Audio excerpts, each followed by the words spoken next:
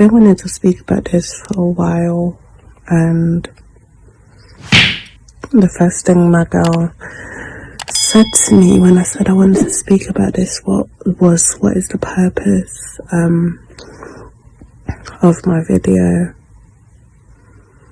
and what message do I want people to take from this video. To be honest, my sole purpose of doing this video is simply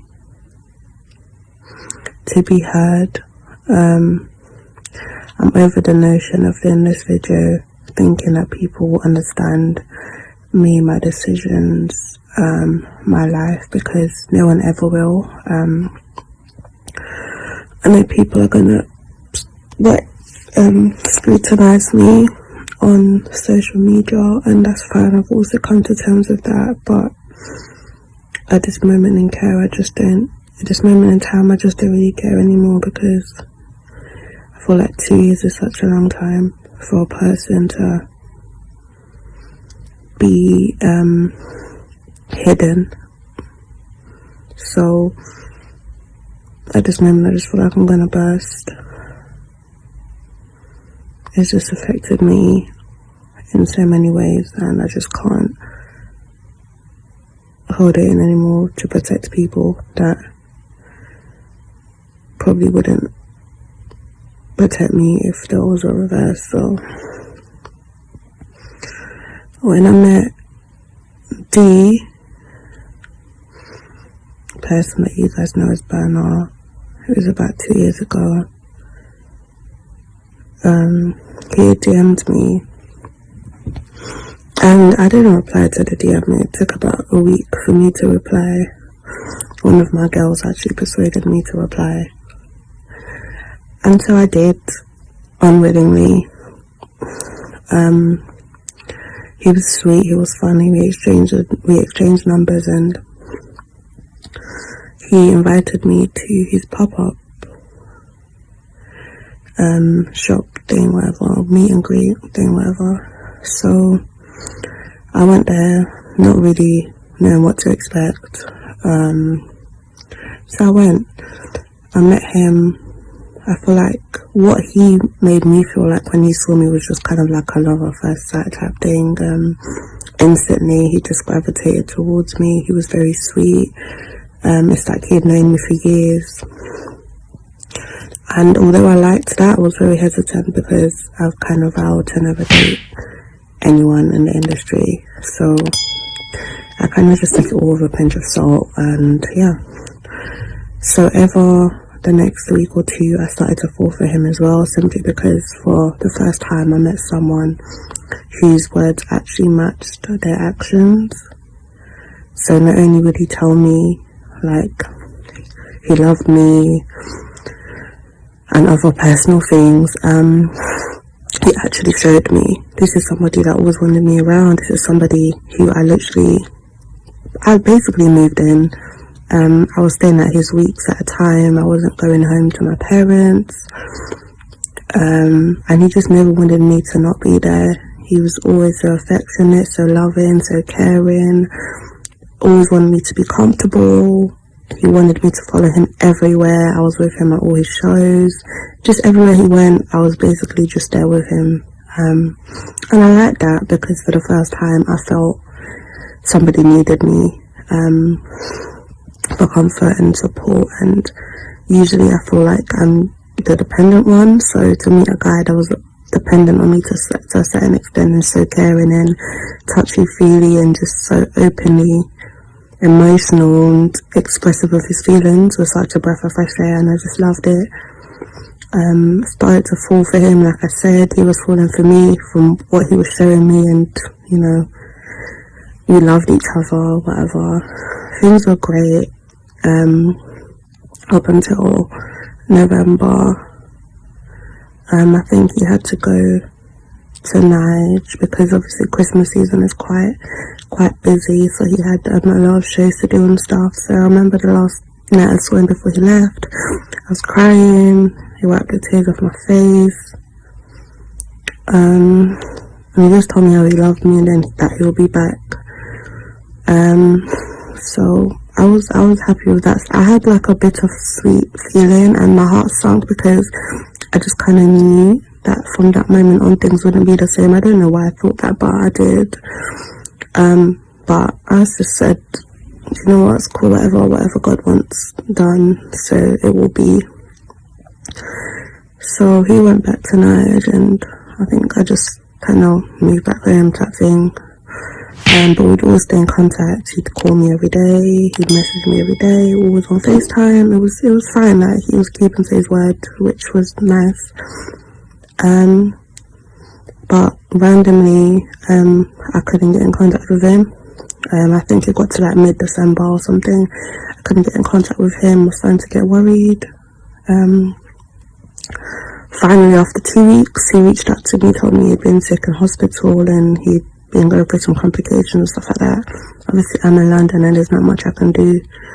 But I know that I just placed a great strain. He used to say to me, I don't know what this is that we got going on, but like, I like it, you're gonna be my wife, I'm gonna marry you, you're gonna have twins, you're my sweet Celine Jollof.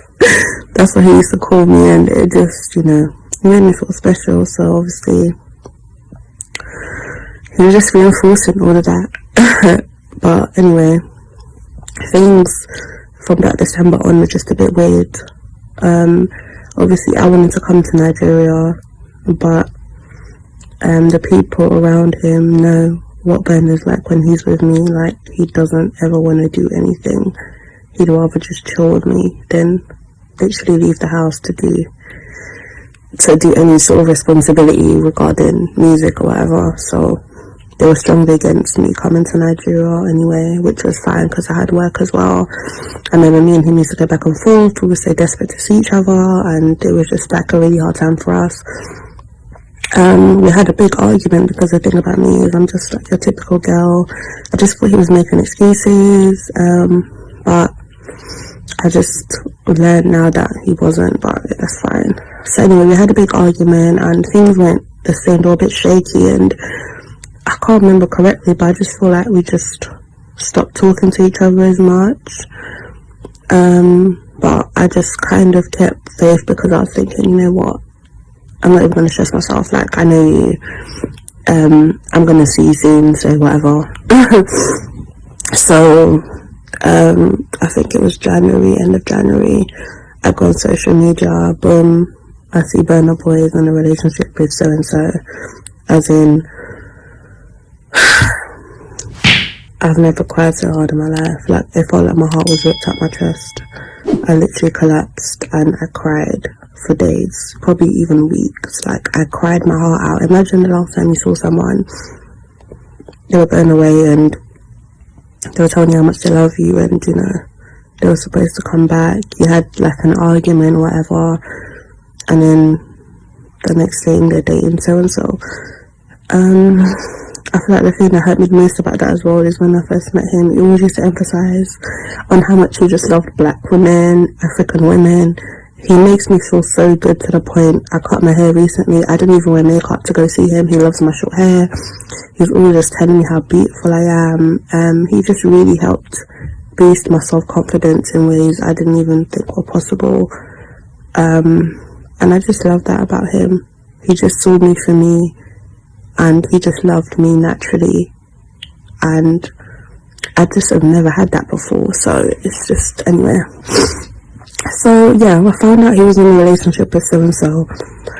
Crushed me, completely crushed me. So, I mean, I wasn't really gonna sit around as well. I flew out. I went to Nigeria in March. Obviously, I think he was back in Nigeria by that time as well. So obviously we were still in contact with each other. Like, he'd be messaging me and obviously I'd be giving attitude and whatever. Out of spite, I was just like, yeah, I'm in Nigeria, Nigeria's beautiful. And I was like, well, like, D, I waited for you for 3 months.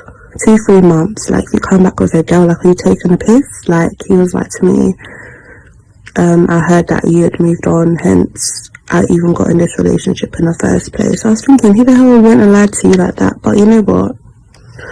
I just thought, like, cool, I just can't be bothered in it. Like, I'm in Nige, like, you're in Nige, but I ain't even gonna try to see you. Like, I'm not even trying to fuck with you like that. But just know that you're not the only person that's interested in me. Obviously he was gobsmacked, whatever. I feel like as well, the reason why me and him got along and the reason why he likes me is because at the time I was quite innocent, quite naive. I don't really like my personal business being on social media. I was never in his face. I was never acting like a fan. Like, I just treated him like a normal human being. And I feel like he just loved that. I remember he used to say to me, like, why do you love me? Like, why don't you go and be with like a lawyer or a doctor? Like, why do you love me? And at the time, I just couldn't explain why I loved him. But I mean, I know now, like, at the time I just had a strong feeling and I couldn't explain my love for him type thing. But now I just know it's because he was different. The way it made me feel about myself, how caring he was, how touchy-feely he was, how sensitive he was behind closed doors. Like, I love that about him. He was just perfect. Perfectly imperfect, but perfect for me. To the point where people around him were very cautious of me, and, you know, they were just thinking like, well, like, where's this girl coming from? Like, how come you guys have gotten so close so quickly? You guys are always together. Like, she's always at your shows. You're going here, she's there with you. Like, what is it about this girl? And we just couldn't explain it. We just used to stare at each other, laugh, and just kind of like awkwardly laugh and just kiss or whatever. Like, it was, I can't even explain how magical all that felt. Seriously, guys. Anyway, so Nigeria, I was in Nigeria for about 2 weeks. I left Nigeria, came back to London. I literally refused to speak to him. Like, since that last conversation we had in Nigeria, I just kind of thought, like, you're lying. I was never in a relationship. I was waiting for you and you played me, and that's cool. So I think from like March or April we didn't speak till May, when he reached out to me again, just like begging me to come and see him. And so I went to see him. I knew what was going on, but to be honest, at that point I just thought that this relationship was fake anyway. Like, I just thought there's no way this boy is gonna go and date someone like that, only because of the things that he's told me about his ideal woman. Just knowing how he's so in tune with his African heritage and his love for black women. I just thought, you know what, this is a publicity stunt. I didn't even care. Went to see her. The biggest regret I have is never addressing the issue. I just kind of, we both didn't address the issue of this thing that came out in public. We both saw each other, and it's like two kids have been separated. We just ran to each other and kind of resumed things as normal, basically.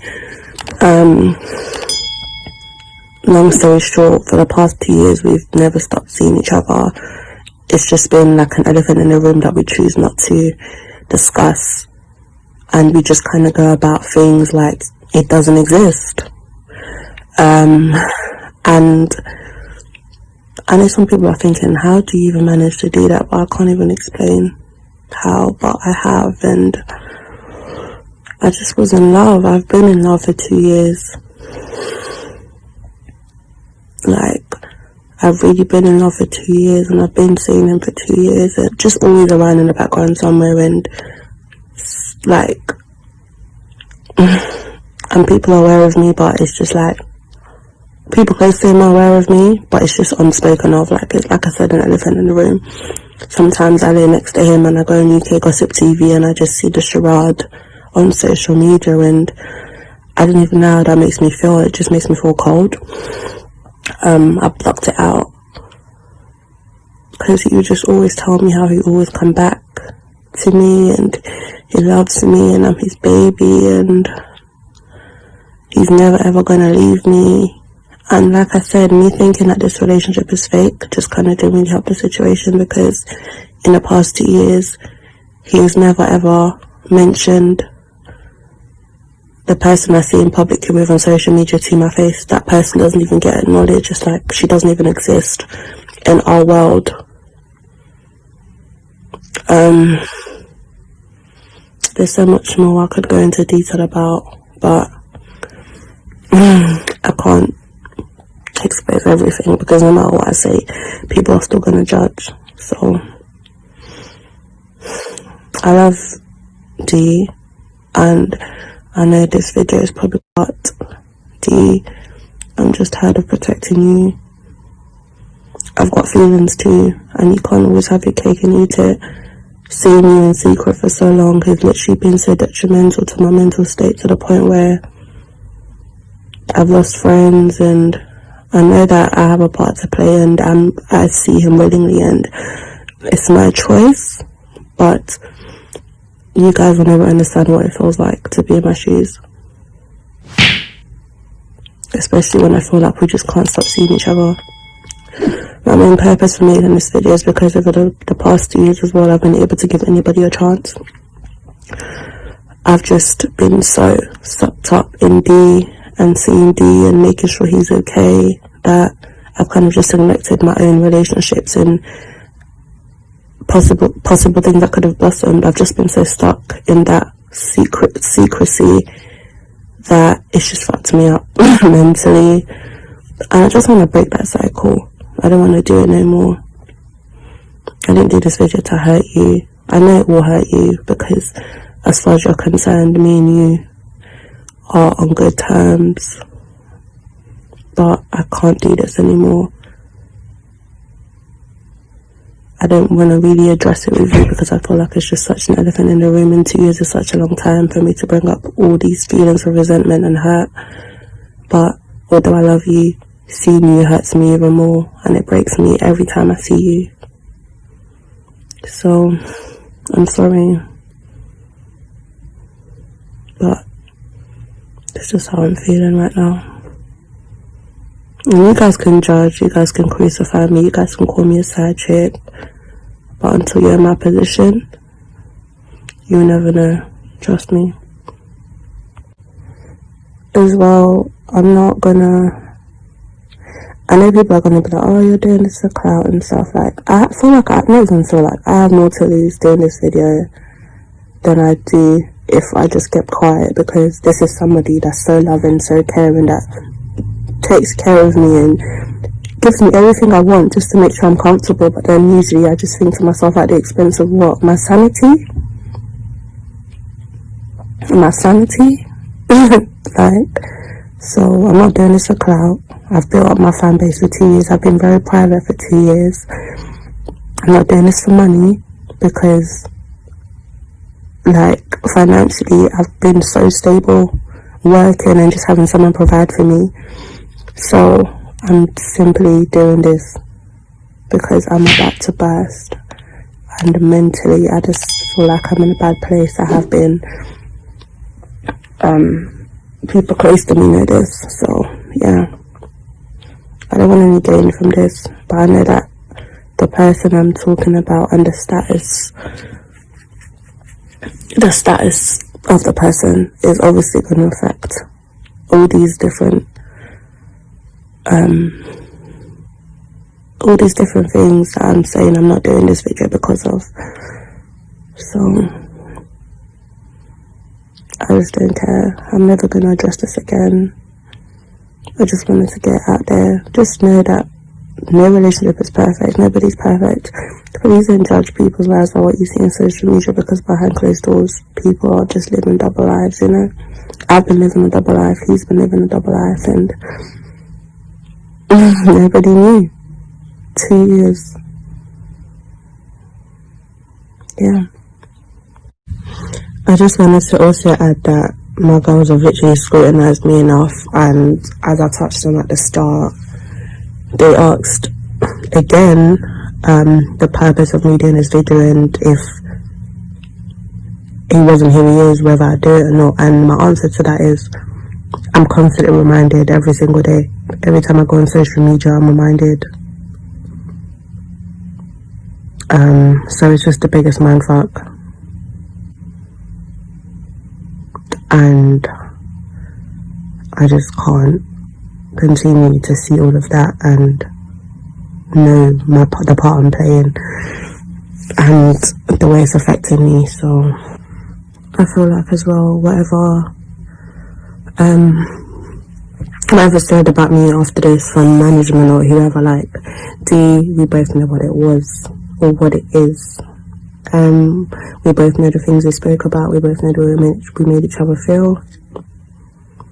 We both know how it was when we first met. We both know how it's been these past 2 years.